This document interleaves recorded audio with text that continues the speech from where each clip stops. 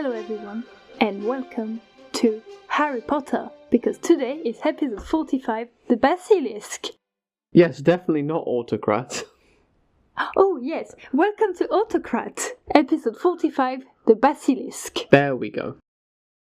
Back in episode 33, we summarized what we knew about ancient lore on phoenixes. Today, we're doing it again with the Basilisk. Let's tune in to Pliny's natural history for some more details. Yep. Well, if you look into the eyes of a basilisk, you die. Oh. That's something that we see in more modern, let's call them, sources as well. Like Harry Potter? I was going to say and leave it at that, but yes. This is the same power which Pliny also ascribes to a fictional beast called the Catoblepas, which apparently lived near the source of the Nile in the west of Egypt. He doesn't bring it up again. I have no idea what this refers to. Clearly that hasn't survived into the modern day as well as the basilisk has. Apparently, the basilisk lives in Cyrenaica, which is round about modern Libya, if I remember correctly. You know the bit to the west of Egypt where it curves down? Yeah. Yeah, well, there. It's 12 inches long, which is equal to about 30 centimetres, and it's described as having a decoration on its head which is white and looks a bit like a crown. Okay. From what I can gather from the description Pliny gives, it looks like a snake. So, fairly well. Big snake. Yeah. I guess.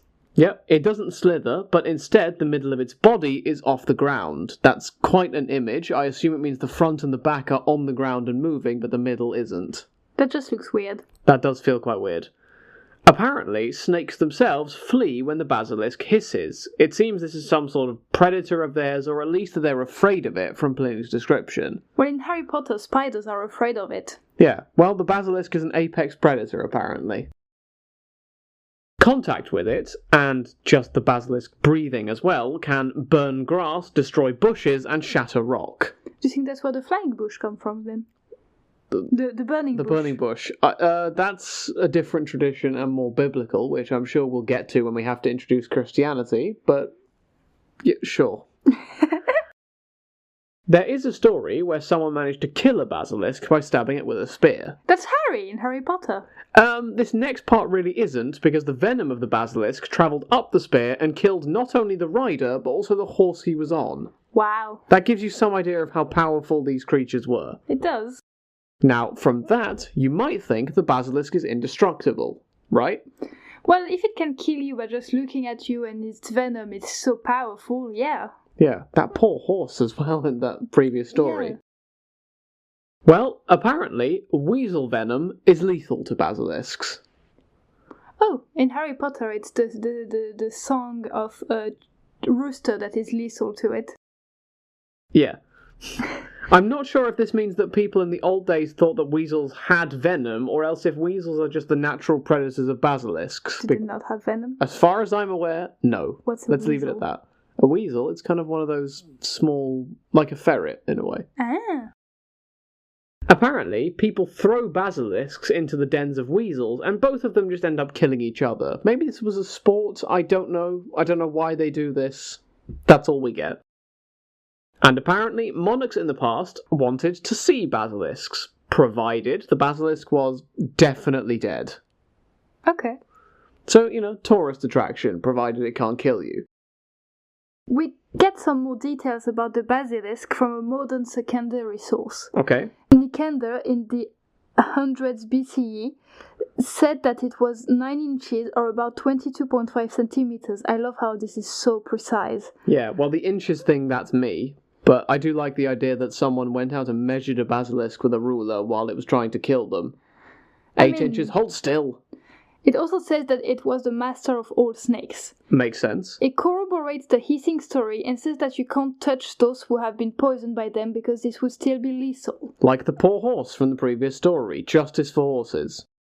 A 1963 paper suggests that Nicander might have been referencing a cobra with this description. Okay. The real Egyptian cobra is between 4 and 6 feet, or 1.2 to 1.8 meters long. Okay, seems a bit long for our basilisk, but apparently it could be a cobra. Oh, I saw the longest snake ever found in modern days a few days ago. I don't remember. It was a very, very long thing. Yeah, maybe it was a basilisk. Maybe. Egyptian cobra venom, which it can spit, is dangerous if it gets into the eye or into a wound. I mean, yeah, I bet it would. You can see why they came up with this story of the basilisk killing by looking at you, if that's the case. If it really is the cobra it's inspired by. It, along with other snakes, is killed by mongooses. Yeah. This might give some context to the bizarre weasel story from earlier in the episode. Yep, and this mongoose story, as far as I remember, does actually come up in popular culture because it's referenced by Rudyard Kipling, the author of The Jungle Book, in one of his shorter stories. Wow. It's a story I read a long time ago, so I can't remember the details or if this is exactly true, but if I'm right, I'll try to put the details for the story in the episode description. So, yeah, that's the basilisk, a dangerous snake possibly influenced by descriptions of cobras. Did you know that in Harry Potter, the legend has it that to hatch a basilisk egg, it had to be in the egg and it has to have been covered by a toad? Yeah. Or something like that. I think I read that story on sources like Wikipedia. I think that comes along later in the Middle Ages. If I remember correctly. So the basilisk has several layers of mythology to them, such as where they come from, but for now it just seems to be something inspired by a cobra, and that's all we've really got.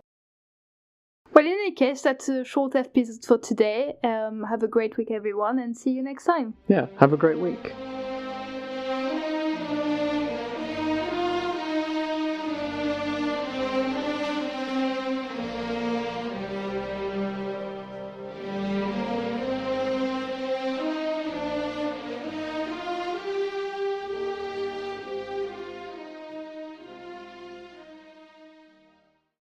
Can we buy a pet basilisk? I don't think you can buy those.